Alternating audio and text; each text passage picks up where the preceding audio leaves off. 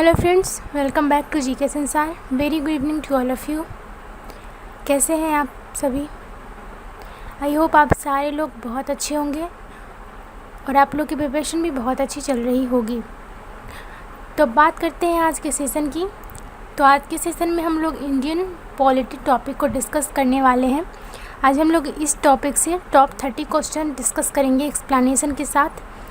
इस सेशन में हम लोग बहुत सारे वैसे क्वेश्चंस भी करेंगे जो प्रीवियस एग्ज़ाम में पूछे जा चुके हैं, और वैसे भी क्वेश्चंस करेंगे जो आने वाले एग्ज़ाम के लिए मोस्ट एक्सपेक्टेड है या वीवीआई है। ठीक है, अगर सेशन पसंद आए तो सेशन को लाइक कीजिएगा, शेयर कीजिएगा, और जो लोग नए जुड़े हैं सब्सक्राइब करना मत भूलिएगा। साथ में बेल आइकन भी प्रेस कर दीजिएगा ताकि जो भी लेटेस्ट अपडेट चैनल पे अपलोड हो तो उसका नोटिफिकेशन आपको मिलता रहे। ठीक है, और अगर आप लोगों ने इस सेशन को अपना सपोर्ट दिया, प्यार दिया, एटलीस्ट 200 लाइक मिला इस सेशन को, तो मैं बहुत जल्द ही इस टॉपिक पे पार्ट 2 भी इसका लेकर आऊँगी, जिसमें हम लोग आने वाले एग्ज़ाम के लिए जो बहुत ज़्यादा मोस्ट एक्सपेक्टेड क्वेश्चंस हैं, जो एकदम पूछे जाने की बहुत ज़्यादा जिसकी संभावना है, तो वैसे क्वेश्चंस डिस्कस करेंगे इसके पार्ट 2 में, अगर इस सेशन को आप लोगों ने अपना सपोर्ट दिया तो। ठीक है, सेशन शुरू करने से पहले एक और बात फ्रेंड्स, कि जिन्होंने हमारा टेलीग्राम चैनल ज्वाइन नहीं किया वो प्लीज़ ज्वाइन कर लीजिए। वहाँ पे आपको फ्री पीडीएफ्स मिलेंगी, क्विजेज़ होंगी, बहुत सारे लेटेस्ट इन्फॉर्मेशन मिलेंगे। आप लोग अपनी क्वेरी भी वहाँ पे पूछ सकते हैं, तो बहुत सारी चीज़ें मिलेंगी। तो जिन्होंने नहीं ज्वाइन किया प्लीज़ ज्वाइन कर लीजिएगा। ठीक है, तो अब शुरू करते हैं सेशन आज का। फर्स्ट क्वेश्चन देखते हैं। फर्स्ट क्वेश्चन हमारा है कि संसद यानी कि जो पार्लियामेंट होती है उसके 2 सत्र के बीच अधिकतम अंतराल कितना होता है। पार्लियामेंट में जो 2 सत्र होते हैं उनके बीच का अधिकतम अंतराल कितना हो सकता है, यानी कि उस टाइम से ज़्यादा टाइम तक 2 सत्रों के बीच का अंतराल नहीं हो सकता। वो मैक्सिमम टाइम है, वो कितना है ये बताना है। तो इसका करेक्ट आंसर मैं बताती हूँ। करेक्ट आंसर होगा इसका हमारा ऑप्शन नंबर सी, यानी कि 6 महीने। संसद के जो 2 सत्र होते हैं उनके बीच की जो अधिकतम अंतराल होती है टाइम की, वो 6 महीने की होती है। 6 महीने से ज़्यादा अंतराल नहीं हो सकता है 2 सत्रों के बीच। ठीक है, हमारी जो कॉन्स्टिट्यूशन है यानी संविधान, उसके अकॉर्डिंग 2 सत्रों के बीच का अधिकतम अंतराल 6 मंथ से ज़्यादा नहीं हो सकता है। ठीक है, ये संविधान में लिखा गया है। जनरली ऐसे तो 3 सत्र होते हैं। पहला बजट सत्र होता है जिसमें बजट पेश होता है। दूसरा मॉनसून सत्र होता है, और तीसरा जो सत्र होता है वो होता है शीतकालीन सत्र। ठीक है, 3 सत्र होते हैं जनरली ऐसे संसद में, बजट सत्र, मॉनसून सत्र और शीतकालीन सत्र। लेकिन मिनिमम प्रत्येक वर्ष 2 सत्र होने ही चाहिए, क्योंकि 12 महीने का साल होता है। तो इस हिसाब से मिनिमम 1 साल में 2 सत्र संसद में होने ही चाहिए। ठीक है, तो अधिकतम अंतराल कितने महीने का होता है? 6 महीने का, याद रखिएगा। अगले क्वेश्चन पे मूव करते हैं। वोट का जो अधिकार है यानी कि राइट ऑफ वोट निम्नलिखित श्रेणियों में किसके बीच रखा जा सकता है, बताना है। वोट का अधिकार निम्न में से किस श्रेणी में रखा जा सकता है? तो इसका जो हमारा करेक्ट आंसर होगा वो क्या होगा? इसमें बहुत सारे बच्चे कंफ्यूज हो जाते हैं। वोट के अधिकार को अपना मौलिक अधिकार बोलते हैं, ये गलत है। वोट का अधिकार जो होता है वो हमारा कानूनी अधिकार होता है, यानी ऑप्शन डी हमारा करेक्ट आंसर है। वोट देने का जो अधिकार होता है वो हमारा कानूनी अधिकार होता है। ठीक है, right to vote representation of the people act 1950 section 62(1). ठीक है, representation of the people act ये एक्ट है, आप लोग चाहे तो नोट भी कर सकते हैं, ये एक्स्ट्रा फैक्ट मैं बता रही हूँ। Representation of the people act 1950 में जो आई थी, इसके सेक्शन 62 के पहले भाग में यह बताया गया है कि राइट टू वोट जो है वो हमारा कानूनी अधिकार है। ठीक है, representation of the people act 1950 में, उसके सेक्शन 62 के पहले भाग में ये बताया गया है। तो आई होप ये क्लियर हो गया होगा। अगले क्वेश्चन पे मूव करते हैं। निम्नलिखित में से कौन सा संविधान संशोधन अधिनियम नागालैंड, मेघालय, मिजोरम और अरुणाचल प्रदेश, रिपीट कर देती हूँ, नागालैंड, मेघालय, मिजोरम तथा अरुणाचल प्रदेश राज्य विधानसभाओं के अनुसूचित जनजातियाँ यानी कि एसटी, जिसे शेड्यूल ट्राइब कहते हैं, उनके लिए सीटों के आरक्षण के लिए प्रावधान रखता है। इनमें से कौन सा वो संविधान संशोधन अधिनियम है? इनमें से ऐसा कौन सा संविधान संशोधन अधिनियम है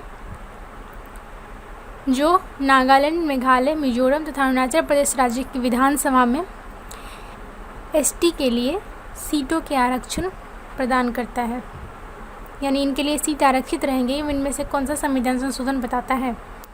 अनुसूचित जनजाति यानी कि एसटी, शेड्यूल ट्राइब।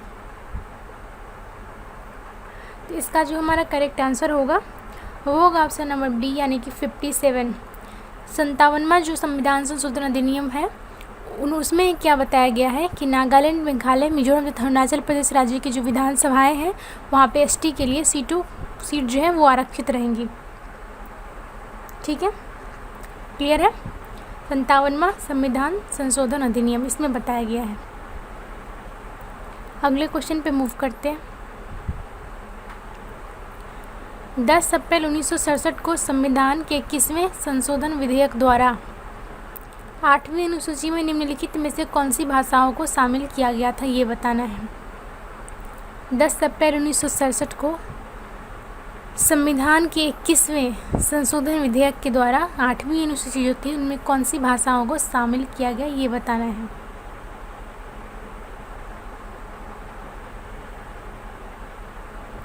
इनमें से कौन सी वैसी भाषा है जिसे 8वीं अनुसूची में शामिल किया गया था 10 अप्रैल 1967 को संविधान के 21वें संशोधन विधेयक के द्वारा? जिसका जो हमारा करेक्ट आंसर होगा वो होगा ऑप्शन नंबर बी यानी कि सिंधी भाषा को शामिल किया गया था। याद रखिएगा, सिंधी भाषा को शामिल किया गया था। अगले क्वेश्चन पे मूव करते हैं। भारतीय संविधान का कौन सा अनुच्छेद हमें यह बताता है कि भारत के हर राज्य के लिए एक राज्यपाल की आवश्यकता है, यानी कि भारत के प्रत्येक राज्य में एक राज्यपाल होने चाहिए? यह संविधान का कौन सा अनुच्छेद बताता है? काफ़ी इम्पोर्टेंट क्वेश्चन है, बहुत लोगों को इसका नहीं आंसर पता होगा। तो वो कौन सा अनुच्छेद है ये हमें बताना है। तो इसका जो करेक्ट आंसर होगा वो क्या होगा? वो होगा ऑप्शन नंबर बी यानी कि आर्टिकल 153। आर्टिकल 153 यह बताता है भारतीय संविधान का कि भारत के हर राज्य के लिए राज्यपाल की आवश्यकता है, राज्यपाल होने ही चाहिए भारत के हर राज्य में। यह बताता है अनुच्छेद 153 भारतीय संविधान का। क्लियर है? 153 याद रखिएगा। अगले क्वेश्चन पे मूव करते हैं। निम्नलिखित में से कौन भारत में किसी नागरिक के मौलिक कर्तव्यों के अंतर्गत नहीं आता है? आपको पता होगा कि संविधान ने हमें कुछ मौलिक अधिकार दिए हैं, उसके साथ साथ कुछ मौलिक कर्तव्य भी दिए हैं। तो इन चारों ऑप्शंस में से ये बताना है कि कौन है वो मौलिक कर्तव्य के अंतर्गत नहीं आता है।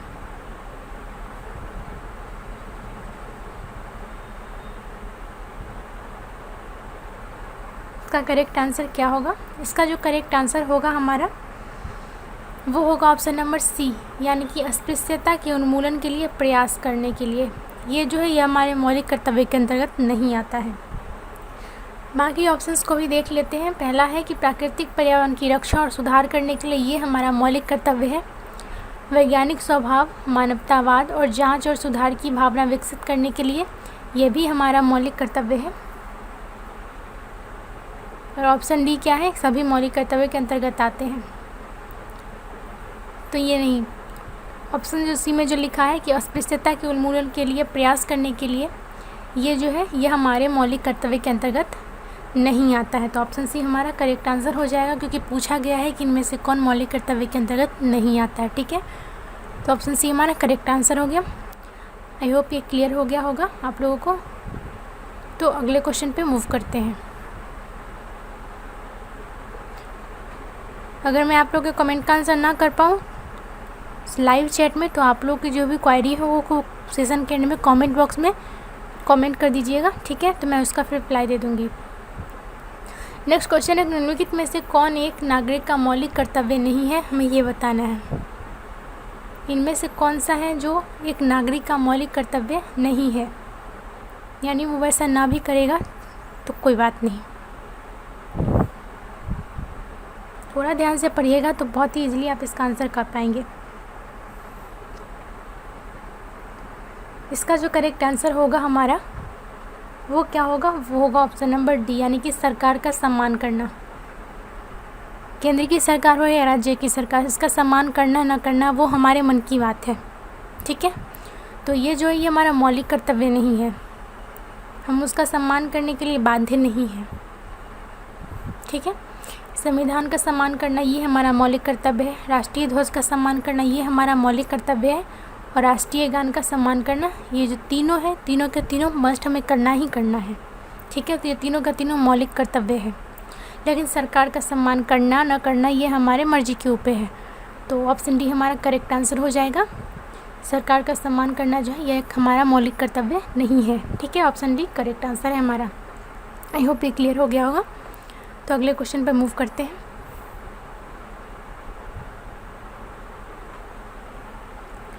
निम्नलिखित में से किस अनुच्छेद के तहत भारत के राष्ट्रपति द्वारा संघ राज्य क्षेत्र यानी यूनियन टेरिटरी के प्रशासक की नियुक्ति की जाती है, जिसे केंद्र शासित प्रदेश हम लोग कहते हैं।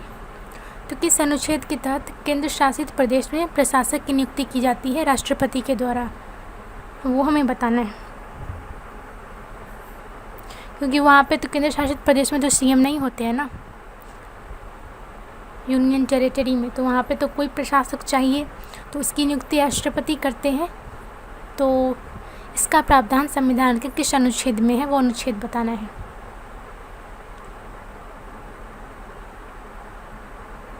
तो इसका जो हमारा करेक्ट आंसर होगा वो क्या होगा, वो होगा ऑप्शन नंबर ए, यानी कि आर्टिकल 239 239 अनुच्छेद 239 आर्टिकल 239।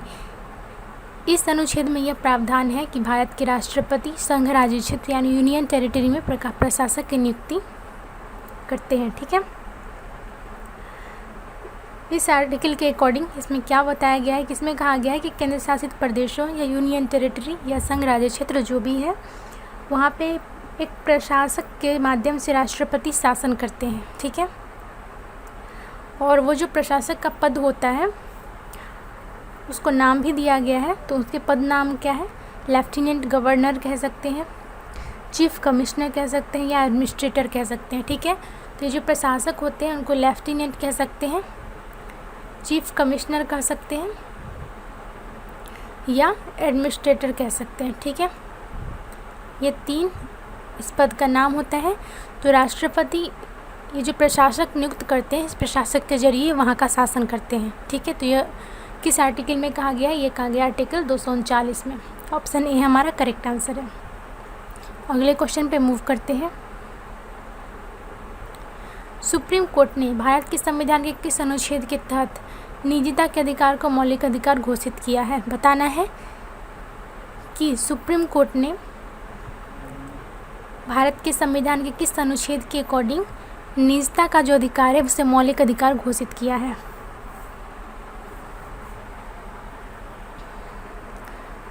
इसका क्या करेक्ट आंसर होगा हमारा, इसका जो करेक्ट आंसर होगा वो क्या होगा, वो होगा ऑप्शन नंबर डी, यानी कि आर्टिकल 21 अनुच्छेद 21। अनुच्छेद सुप्रीम कोर्ट ने अनुच्छेद 21 के तहत क्या किया है कि निजता के अधिकार को मौलिक अधिकार घोषित किया, ठीक है। 24 अगस्त 2017 को, 24 अगस्त 2017 को क्या हुआ कि 9 जजों की बेंच थी सुप्रीम कोर्ट में, जिसको उस समय चीफ जस्टिस JS खेहर उस समय जो थे चीफ जस्टिस वो हेड कर रहे थे। तो उन्होंने क्या किया कि आर्टिकल 21 के तहत जो कॉन्स्टिट्यूशन का हमारा आर्टिकल 21 उसके तहत निजता के अधिकार को मौलिक अधिकार घोषित किया था। ठीक है, 24 अगस्त 2017 को। क्लियर है? तो अगले क्वेश्चन पे मूव करते हैं। भारतीय संविधान के किस अनुच्छेद के तहत लोकसभा में अनुसूचित जातियों तथा जनजातियों को आरक्षण दिया गया है, बताना है, और किस आर्टिकल के अकॉर्डिंग। तो इसका हमारा करेक्ट आंसर होगा ऑप्शन नंबर ए, यानी कि 330। ठीक है, अनुच्छेद 330 यानी आर्टिकल 330 के तहत लोकसभा में अनुसूचित जातियों तथा जनजातियों को आरक्षण दिया गया है। एससी तथा एसटी जिसे कहते हैं, उन्हें आर्टिकल 330 के तहत आरक्षण दिया गया है लोकसभा में। क्लियर है? अगले क्वेश्चन पे मूव करते हैं। केंद्र शासित प्रदेश लक्षद्वीप के न्यायिक क्षेत्र का कार्य कौन सा न्यायालय करता है? यहाँ पे हाई कोर्ट नहीं है, तो यहाँ पर जो भी केस होते हैं या फिर जिस भी तरह की न्यायिक कार्य होता है तो कौन से हाई कोर्ट के द्वारा संचालित होता है वो बताना है।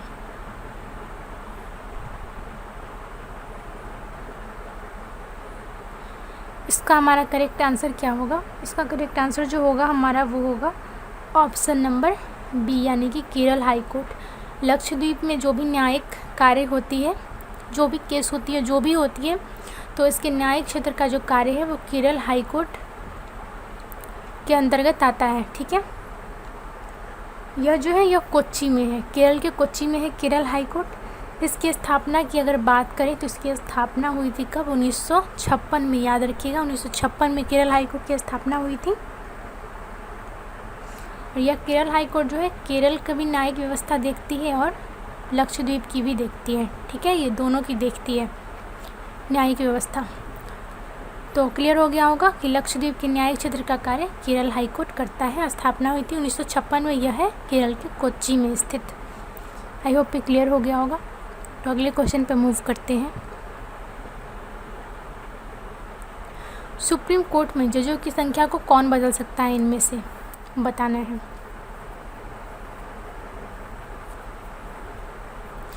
सुप्रीम कोर्ट में जजों की संख्या होती है तो उसमें कौन चेंजिंग कर सकता है, बदलाव कर सकता है, ये बताना है। इसका जो हमारा करेक्ट आंसर होगा वो होगा ऑप्शन नंबर बी, यानी कि संसद कानून के द्वारा। भारतीय संसद जो है, इंडियन पार्लियामेंट, वो कानून के द्वारा सुप्रीम कोर्ट में जजों की संख्या को चेंज कर सकता है। अब हम लोग इसके बारे में थोड़ा जान लें। संसद को कानून बनाने का अधिकार है, ये तो हमें पता है। प्रारंभ में सुप्रीम कोर्ट में 7 जजेस थे। 1956 में उसको बढ़ा के 10 कर दिया गया। फिर 1960 में 13 कर दिया गया। 1977 में 17 कर दिया गया। 1985 में कितना हुआ? 1985 में 25 कर दिया गया। ठीक है, और अभी जो इसकी संख्या है वो कितनी है ये आपको मुझे बताना है।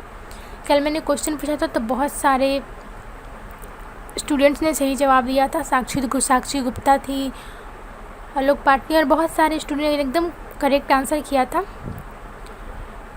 तो ऐसे ही आप लोग आंसर करते रहिए।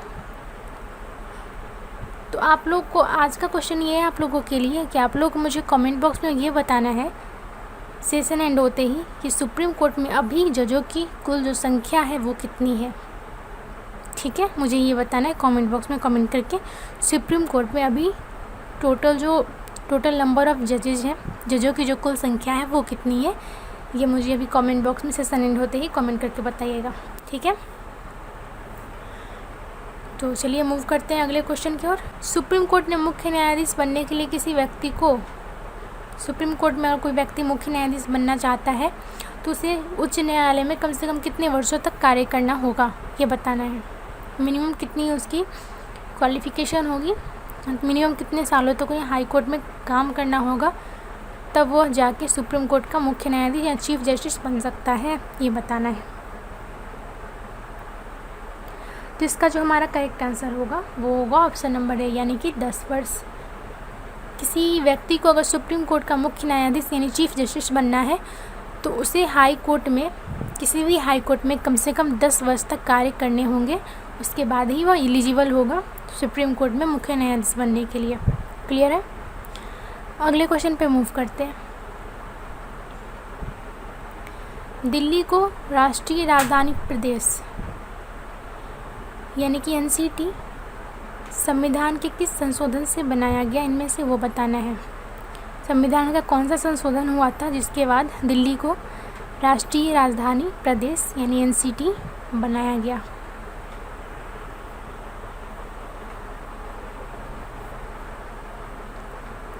तो इसका हमारा करेक्ट आंसर होगा ऑप्शन नंबर सी। ठीक है, 69वां संविधान संशोधन हुआ था जिसके बाद क्या किया गया कि दिल्ली को राष्ट्रीय राजधानी प्रदेश बनाया गया। और यह संशोधन कब हुआ था? तो यह जो संशोधन हुआ था वो हुआ था 1991 में, यानी कि 1991 में, सॉरी 1991 में हुआ था 69वां संविधान संशोधन। और उस संशोधन के बाद दिल्ली को राष्ट्रीय राजधानी प्रदेश बनाया गया। क्लियर है? अगले क्वेश्चन पे मूव करते हैं। भारत में त्रिस्तरीय जो पंचायती प्रणाली है वो कितनी जनसंख्या से ऊपर वाले राज्यों के लिए है बताना है। यानी कि वो एक मिनिमम जनसंख्या होगी जिसके नीचे की अगर नीचे है जनसंख्या अगर, तो वहाँ पे त्रिस्तरीय पंचायती प्रणाली नहीं हो पाएगी। इसका क्या करेक्ट आंसर होगा? इसका जो करेक्ट आंसर होगा हमारा वो होगा ऑप्शन नंबर बी, यानी कि 20 लाख। किसी भी राज्य में त्रिस्तरीय पंचायती प्रणाली होने के लिए यहाँ पर मिनिमम 20 लाख की जनसंख्या होनी चाहिए या इससे ऊपर की जनसंख्या होनी चाहिए। इससे अगर कम होगी जनसंख्या तो वहाँ पर त्रिस्तरीय पंचायती प्रणाली काम नहीं करेगी। ठीक है, तो 20 लाख या 20 लाख से ऊपर उस राज्य की जनसंख्या होनी चाहिए त्रिस्तरीय पंचायती प्रणाली के लिए। क्लियर है? तो अगले क्वेश्चन पे मूव करते हैं।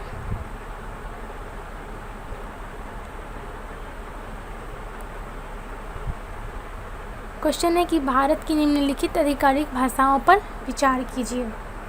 ठीक है,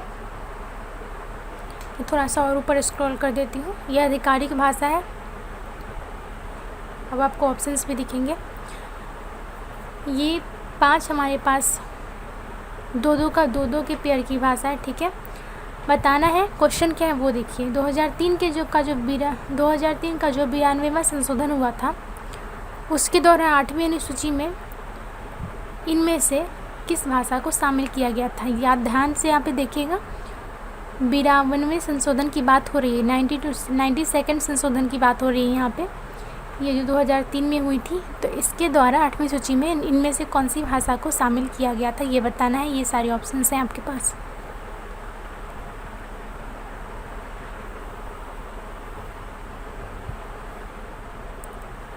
इसका हमारा करेक्ट आंसर क्या होगा? इसका जो हमारा करेक्ट आंसर होगा वो होगा ऑप्शन नंबर सी, यानी कि ये सी और ये बोडो, संथाली, डोगरी तथा मैथिली। ये जो 4 भाषा है, मैं इसको क्लियर कर देती हूँ। हाँ, बोडो, संथाली, डोगरी और मैथिली, ये जो 4 भाषा है, इन चारों को 92वां जो संशोधन हुआ था 2003 में, उसके द्वारा 8वीं अनुसूची में शामिल किया गया था। ठीक है, बोडो, संथाली, डोगरी तथा मैथिली। सिंधी जो है इसको शामिल कब किया गया? 1967 में। कोंकणी, मणिपुरी, नेपाली, ये जो तीनों है कोंकणी, मणिपुरी तथा नेपाली, इन तीनों का किया गया था 1992 में। ठीक है, और 2003 में किन किन को किया गया? बोडो, संथाली, डोगरी तथा मैथिली। एक बार फिर से रिपीट कर देती हूँ मैं। सिंधी को 1967 में किया गया, कोंकणी, मणिपुरी तथा नेपाली को कब किया गया? 1992 में। और बोडो, संथाली, डोगरी तथा मैथिली को शामिल किया गया 8वीं अनुसूची में कब? 2003 में, जब 92वां संशोधन हुआ था हमारा। ठीक है, तो ऑप्शन सी हमारा करेक्ट आंसर है। आई होप ये क्लियर हो गया होगा। तो अगले क्वेश्चन पे मूव करते हैं। जो मैं एक्स्ट्रा फैक्ट बताती हूँ उसको प्लीज़ नोट करते चलिएगा, क्योंकि सारा मैं वही एक्स्ट्रा इन्फॉर्मेशन आपको बता रही हूँ जो एग्ज़ाम में कभी ना कभी क्वेश्चन के फॉर्म में आ जाते हैं सामने। ठीक है, तो अगले क्वेश्चन पे मूव करते हैं अब। निम्नलिखित धार्मिक समुदाय पर विचार कीजिए। 4 धर्म के नाम यहाँ पे दिए गए हैं, सिख, बौद्ध, जैन तथा फारसी। अब क्वेश्चन क्या पूछा गया है वो देखिए। क्वेश्चन है, इनमें से किन्हें अल्पसंख्यक का दर्जा दिया गया है, बताना है। ये चारों ऑप्शन हैं आपके पास।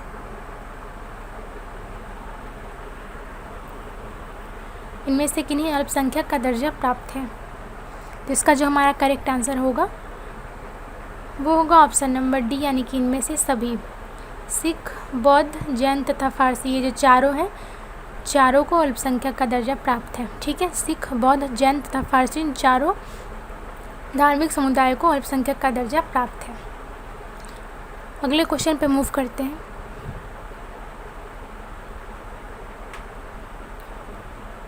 दो सूची दी गई है, उसका क्या करना है, हमें मिलान करना है। मैं थोड़ा और ऊपर स्क्रॉल कर देती हूँ। ये सूची फर्स्ट है हमारा, 1 मिनट, हाँ, ये सूची फर्स्ट है हमारा, ये सेकंड है। इसमें अनुच्छेद का नाम दिया गया है और इसमें बताया गया है कि कौन से अनुच्छेद में क्या है, कौन सा अनुच्छेद हमें किस चीज़ की शक्ति देता है, क्या बताता है, वो बताना है। तो क्वेश्चन ये पूछा गया है कि इनमें से कौन सा जो मिलान है वो गलत है। ठीक है, 4 ऑप्शन हैं, 4 में से 3 मैचिंग सही है और 1 की मैचिंग गलत है। वो हमें बताना है कि किसकी मैचिंग गलत है। ये ऑप्शन हैं आपके पास।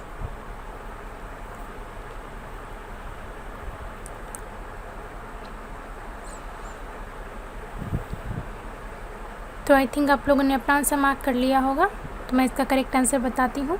इसका जो करेक्ट आंसर होगा हमारा वो होगा ऑप्शन नंबर डी, यानी कि अनुच्छेद जो 148 से 151 है उसमें भारत के अटॉर्नी जनरल की शक्तियों के बारे में नहीं बताया गया है। ठीक है, इसमें बताया गया है भारत के नियंत्रक तथा महालेखा परीक्षक, जिसे हम लोग क्या कहते हैं, controller and auditor general of India. ठीक है, इंग्लिश में इसका फुल फॉर्म होता है कैग का, controller and auditor general of India. Hindi में कहते हैं नियंत्रक एवं महालेखा परीक्षक। इनकी शक्तियों के बारे में बताया गया है 148 से 152 में, 9 की अटॉर्नी जनरल के बारे में। ठीक है, फर्स्ट की बात करें तो अनुच्छेद जो 72 है, 72, वो हमें राष्ट्रपति की क्षमा शक्ति के बारे में बताता है, ये सही है। अनुच्छेद 143 हमें सुप्रीम कोर्ट के सलाहकार क्षेत्राधिकार के बारे में बताता है, ये भी सही है। अनुच्छेद जो 360 है यह वित्तीय आपातकाल से संबंधित है, ये भी सही है। लेकिन 148 से 151 जो है अनुच्छेद, वो अटॉर्नी जनरल के बारे में नहीं बताता है, हमें नियंत्रण एवं महालेखा परीक्षक की शक्तियों के बारे में बताता है। ठीक है, तो ऑप्शन डी हमारा करेक्ट आंसर होगा। ऑप्शन डी की जो ये चौथे की जो मैचिंग है वो गलत है, और इसका करेक्ट आंसर क्या होगा वो भी बता दिया है मैंने, क्या की शक्तियों के बारे में ये अनुच्छेद बताता है। आई होप ये क्लियर हो गया होगा। अगले क्वेश्चन पर मूव करते हैं। भारत का जो संविधान है, भारत के सुप्रीम कोर्ट को केंद्र तथा राज्यों के बीच के विवादों का निर्णय किस क्षेत्र के तहत लेने का अधिकार देता है। भारत का संविधान भारत के सुप्रीम कोर्ट को यह अधिकार देता है कि वह केंद्र तथा राज्यों के बीच अगर किसी बात पे, किसी भी चीज़ पे विवाद हो जाए तो उस पर निर्णय ले सकता है सुप्रीम कोर्ट। तो वह किस क्षेत्र के तहत उसे ये अधिकार प्राप्त है संविधान में, ये बताना है।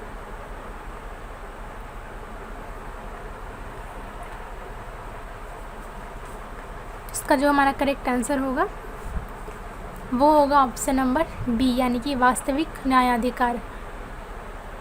भारत के सुप्रीम कोर्ट को वास्तविक न्यायाधिकार क्षेत्र के तहत यह अधिकार प्राप्त है भारतीय संविधान में कि वह केंद्र तथा राज्यों के बीच अगर विवाद हो तो उस पर निर्णय ले सके। ठीक है, वास्तविक न्यायाधिकार क्षेत्र के तहत, याद रखिएगा। अगले क्वेश्चन पे मूव करते हैं। स्वर्ण सिंह समिति थी एक, जिसको गठित किया गया था, तो उस समिति ने क्या सलाह दी थी ये बताना है।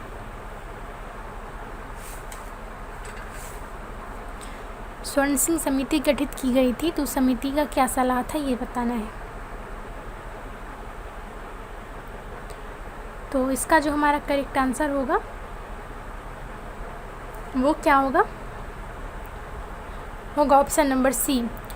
स्वर्ण सिंह जो समिति थी उन्होंने यह सलाह दिया था कि भारतीय संविधान में मौलिक कर्तव्यों को शामिल करना चाहिए।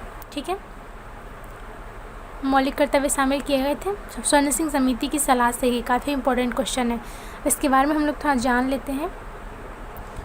1976 में कांग्रेस पार्टी की सरकार थी, तो उस समय आंतरिक आपातकाल चल रहा था। 1975 से 77 तक, आप लोगों को पता ही होगा। तो उस समय कांग्रेस पार्टी ने क्या किया कि मौलिक कर्तव्यों की आवश्यकता और इसके बारे में सिफारिश करने के लिए सरदार स्वर्ण सिंह समिति को गठित किया था। ठीक है, इस समिति ने क्या किया कि इस समिति ने यह जोर दिया कि नागरिकों को सचेत होना चाहिए कि उनके पास मौलिक अधिकारों के अलावा कुछ कर्तव्य भी हैं। ठीक है, तो उन्होंने यह सिफारिश दी थी कि भारत के जितने भी नागरिक हैं उनको ये पता होना चाहिए कि उनके पास कुछ मौलिक अधिकार हैं, तो कुछ कर्तव्य भी हैं उनके। तो कुछ जो मौलिक कर्तव्य हैं उन्हें भारतीय संविधान में शामिल करना चाहिए। ये सिफारिश दी थी सरदार स्वर्ण सिंह समिति ने। और उसके बाद क्या हुआ कि केंद्र सरकार ने इन सिफारिशों को स्वीकार कर लिया। और जो 42वां संशोधन हुआ था, 42nd संशोधन हुआ था 1976 में, तो उसमें इसकी अधिनियम को पारित भी किया गया और मौलिक कर्तव्य को संविधान में शामिल कर लिया गया। ठीक है, 42वें संशोधन के द्वारा जो 1976 में हुई थी। ठीक है, तो किसकी सिफारिश पे हुई थी? स्वर्ण सिंह समिति के सिफारिश पे। मैंने बहुत कुछ बता दिया। अगले क्वेश्चन पे हम मूव करते हैं। निम्नलिखित में से कौन सा विषय समवर्ती सूची में है, ये बताना है। समवर्ती सूची में वैसे विषय होते हैं जिस पर केंद्र और राज्य दोनों ही कानून बना सकते हैं, आप लोगों को पता ही होगा। समवर्ती सूची वैसी सूची होती है जिसमें केंद्र और राज्य दोनों ही कानून बना सकते हैं। तो इनमें से कौन सा विषय समवर्ती सूची में है? तो इसका जो करेक्ट आंसर होगा वो क्या होगा? वो होगा हमारा ऑप्शन नंबर डी, यानी कि 1 जो है वो समवर्ती सूची का विषय है। अगले क्वेश्चन पे मूव करते हैं। उपराष्ट्रपति को हटाने का प्रस्ताव निम्न में से किसमें पेश किया जा सकता है? ये क्वेश्चन कई बार पूछा जा चुका है। उपराष्ट्रपति जो होते हैं हमारे वाइस प्रेसिडेंट, उनको हटाने का प्रस्ताव निम्न में से किसमें पेश किया जा सकता है? इसमें बहुत कंफ्यूज हो जाते हैं स्टूडेंट्स इस क्वेश्चन में। इसका जो हमारा करेक्ट आंसर होगा वो होगा ऑप्शन नंबर बी, यानी कि केवल राज्यसभा। केवल राज्यसभा में ही उपराष्ट्रपति को हटाने का प्रस्ताव पेश किया जा सकता है। हम ये भी जान लेते हैं क्यों, क्योंकि आपको पता होगा कि राज्यसभा का जो पदेन सभापति होते हैं वो उपराष्ट्रपति होते हैं, तो उन्हें हटाने का जो प्रस्ताव है वो भी राज्यसभा में ही पेश किया जा सकता है। ठीक है, तो हमारा ऑप्शन भी करेक्ट आंसर होगा। अगले क्वेश्चन पे मूव करते हैं। सीमा प्रबंधन विभाग होता है वो किस मंत्रालय के अंतर्गत आता है? इनमें से ये बताना है। इसका जो करेक्ट आंसर होगा हमारा वो होगा क्या? वो होगा ऑप्शन नंबर सी, यानी कि गृह मंत्रालय। सीमा प्रबंधन विभाग जो होता है वो गृह मंत्रालय के अंतर्गत आता है। अगले क्वेश्चन पे मूव करते हैं। निम्नलिखित में से कौन आपदा प्रबंधन अधिनियम 2005 के तहत गठित राष्ट्रीय आपदा प्रतिक्रिया निधि का संचालन करता है? बताना है।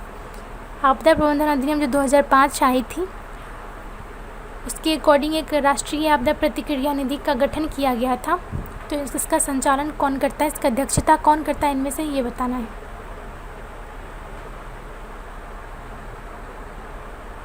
इसकी अध्यक्षता करते हैं, इसका संचालन करते हैं केंद्रीय गृह मंत्री, यानी ऑप्शन ए हमारा करेक्ट आंसर है।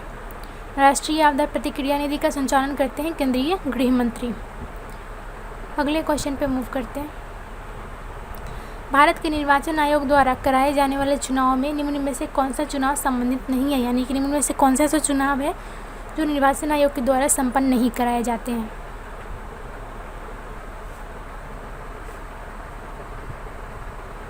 तो इसका जो हमारा करेक्ट आंसर होगा वो क्या होगा, वो होगा ऑप्शन नंबर सी। राज्य की पंचायतें तथा नगर पालिकाओं का जो चुनाव होता है वो निर्वाचन आयोग के द्वारा संपन्न नहीं कराए जाते हैं। ठीक है, चुनाव आयोग के द्वारा संसद, राज्य विधायिकाओं, राष्ट्रपति, उपराष्ट्रपति इनके चुनावों का अधीक्षण किया जाता है। दिशा और नियंत्रण ये सब किया जाता है निर्वाचन आयोग के द्वारा, लेकिन राज्य की पंचायत तथा नगर पालिकाओं का चुनाव निर्वाचन आयोग संपन्न नहीं कराते हैं। तो ऑप्शन सी हमारा करेक्ट आंसर है। संविधान का जो अनुच्छेद 123 है वो इनमें से किससे संबंधित है बताना है। तो इसका जो करेक्ट आंसर होगा हमारा वो क्या होगा, वो होगा ऑप्शन नंबर सी, यानी कि राष्ट्रपति के अध्यादेश से। अनुच्छेद जो 123 है वो राष्ट्रपति के अध्यादेश से संबंधित है। आई होप ये क्लियर हो गया होगा।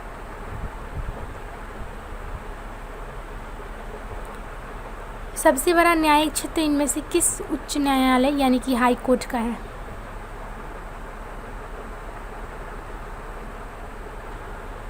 सबसे बड़ा न्यायिक क्षेत्र इनमें से किस उच्च न्यायालय का है। इसका करेक्ट आंसर होगा हमारा ऑप्शन नंबर बी, यानी कि Guwahati high court. Guwahati high court जो है उसका सबसे बड़ा न्यायिक क्षेत्र है। इसलिए जो है यह टोटल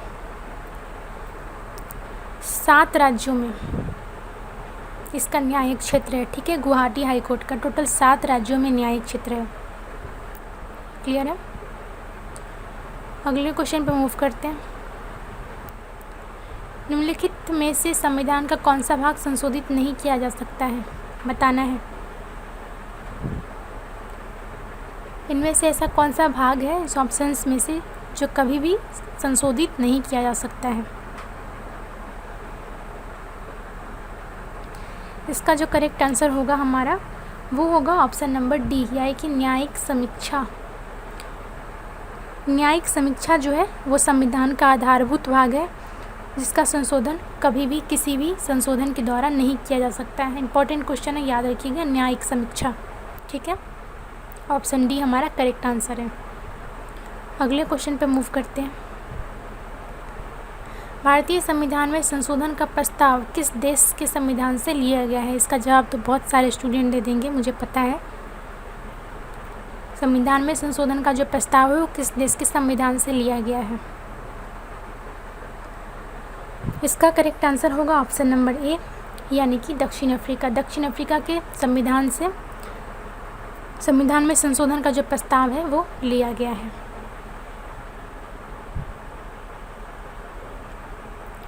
राज्यसभा के बारे में 4 कथन दिए गए हैं। इनमें से कौन सा कथन गलत है वो बताना है। ध्यान से सुनिएगा, गलत कथन बताना है, यानी कि 3 कथन सही होंगे, 1 कथन गलत होगा, वो बताना है कौन सा कथन है।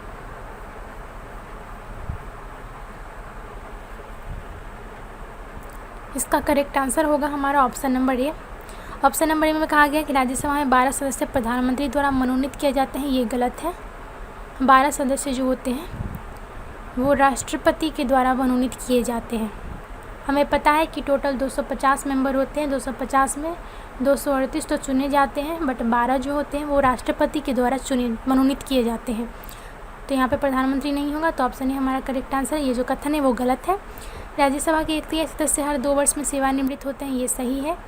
राज्यसभा कभी भंग नहीं हो सकते हैं, ये भी सही है। राज्यसभा के सभापति उपराष्ट्रपति होते हैं, ये भी सही है। हमारा ऑप्शन ए जो है वो गलत स्टेटमेंट है उसमें, क्योंकि उसमें प्रधानमंत्री का नाम मेंशन किया गया है। हमें पता है कि 250 मेंबर में 248 चुने जाते हैं और 12 जो सदस्य बचे वो राष्ट्रपति के द्वारा मनोनीत किए जाते हैं। ठीक है, तो ऑप्शन ए हमारा करेक्ट आंसर है। अगले क्वेश्चन पे मूव करते हैं। राष्ट्रीय वरिष्ठ नागरिक परिषद, उसके अध्यक्ष कौन होते हैं, इनमें से वो बताना है। राष्ट्रीय वरिष्ठ नागरिक परिषद के अध्यक्ष कौन होते हैं। इसके अध्यक्ष होते हैं सामाजिक न्याय तथा अधिकारिता मंत्री। ठीक है, सामाजिक न्याय तथा अधिकारिता मंत्री जो होते हैं वो राष्ट्रीय वरिष्ठ नागरिक परिषद के अध्यक्ष होते हैं, याद रखिएगा। मतदान निगरानी प्रणाली पहली बार किस राज्य में लागू की गई थी, वो बताना है। कौन सा ऐसा राज्य है जिसे मतदान निगरानी प्रणाली पहली बार लागू की गई थी? इसका करेक्ट आंसर होगा हमारा ऑप्शन नंबर बी यानी कि गोवा। गोवा ऐसा पहला राज्य है जिसमें मतदान निगरानी प्रणाली लागू की गई थी। इसमें क्या होता है कि इसके अकॉर्डिंग मतदाताओं के जो फिंगरप्रिंट होते हैं वो रीडिंग मशीन में रिकॉर्ड किए जाते हैं, ठीक है। उसके बाद कंप्यूटर में जो वेब कैमरा लगे होते हैं उनसे इनकी तस्वीरें ली जाती है और डेटा में मैच की जाती है, ठीक है।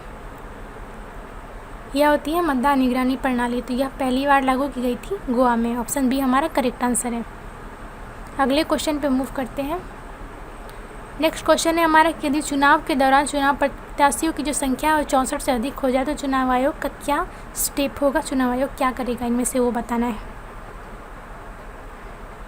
यदि प्रत्याशियों की संख्या 64 से अधिक हो जाए तो चुनाव आयोग क्या करेगा? उसके पास क्या ऑप्शंस बचेंगे? तो इसका जो हमारा करेक्ट आंसर होगा वो होगा ऑप्शन नंबर सी। यदि 64 से ज़्यादा चुनाव में प्रत्याशी हो जाते हैं तो इस सीट पर जो चुनाव होगी वो ईवीएम पे नहीं होगी जब बल्कि बैलेट बॉक्स से होगी, ठीक है। क्योंकि ईवीएम में क्या है कि मैक्सिमम 64 कैंडिडेट्स के लिए मत पड़ सकते हैं, ठीक है। 64 से ज़्यादा प्रत्याशियों के लिए मत नहीं पड़ सकते हैं। तो उस सीट पे क्या होगा कि ईवीएम में चुनाव ना होकर के बैलेट बॉक्स से होंगे। क्लियर है?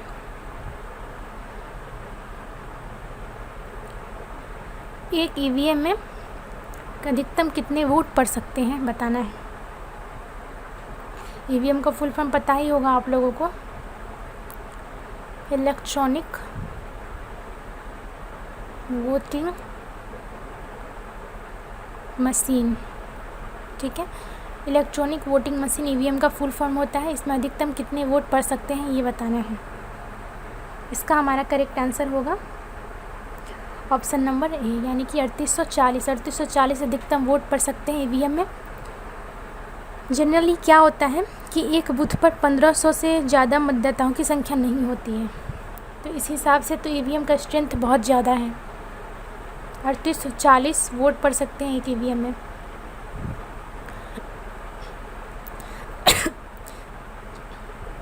सेशन के लास्ट क्वेश्चन की ओर मूव करते हैं। KPLT जिसका फुल फॉर्म होता है करवी पीपुल्स लिबरेशन टाइगर, ठीक है। तो ये मुख्य रूप से किस प्रदेश में सक्रिय है ये बताना है। KPLT तो इसका आंसर जो हमारा होगा वो होगा ऑप्शन नंबर डी यानी कि असम, ठीक है। KPLT यानी करवी पीपुल्स लिबरेशन टाइगर जो है वो मुख्य रूप से असम राज्य में सक्रिय है। फ्रेंड्स, आज का जो हमारा सेशन है वो इस तरह एंड होता है। सेशन पसंद आया हो तो सेशन को लाइक कीजिएगा, शेयर कीजिएगा। आपकी जो क्वेरी है वो हमें कमेंट बॉक्स में बता सकते हैं, क्योंकि मैं सबका कमेंट नहीं पढ़ पाती हूँ। तो जिनका भी मैंने रिप्लाई नहीं दिया उनको अगर कुछ इंपॉर्टेंट क्वेरी कुछ पूछना है तो कमेंट बॉक्स में कमेंट कर दीजिए, आपको रिप्लाई मिल जाएगा। और हाँ, सेशन में मैंने जो क्वेश्चन पूछा है उसका reply as soon as possible session end होते ही करेक्ट जो आंसर है इसका वो हमें कमेंट बॉक्स में कमेंट करके बताइएगा, ठीक है। हमेशा की तरह जो सबसे पहले कमेंट करेंगे और करेक्ट आंसर जो बताएंगे उनका नाम कल के सेशन में अनाउंस किया जाएगा, ठीक है। तो कमेंट कीजिएगा। जो लोग नए जुड़े हैं वो सब्सक्राइब करना मत भूलिएगा, साथ में बेल आइकन भी प्रेस कर लीजिएगा ताकि लेटेस्ट जो अपडेट है उसका नोटिफिकेशन मिलता रहे। जिन लोगों ने टेलीग्राम चैनल ज्वाइन नहीं किया वो भी कर लीजिए, क्योंकि मैंने बता ही दिया है कि क्या कारण है कि मैं आपको टेलीग्राम चैनल ज्वाइन करने बोल रही हूँ। और एक बात फ्रेंड्स कि हम आप लोगों के लिए बहुत मेहनत करते हैं, बहुत मेहनत से कंटेंट लाते हैं, उसको टाइप करते हैं, आप लोगों के लिए सेशन लाते हैं। तो एटलीस्ट आप लोग भी हमें सपोर्ट कीजिए, इस सेशन को एटलीस्ट 200 लाइक कीजिए ताकि मैं इसका पार्ट 2 आप लोग के लिए लेकर आ पाऊँ, ठीक है। तो सेफ रहिए, हैप्पी रहिए। Thanks for watching, thank you.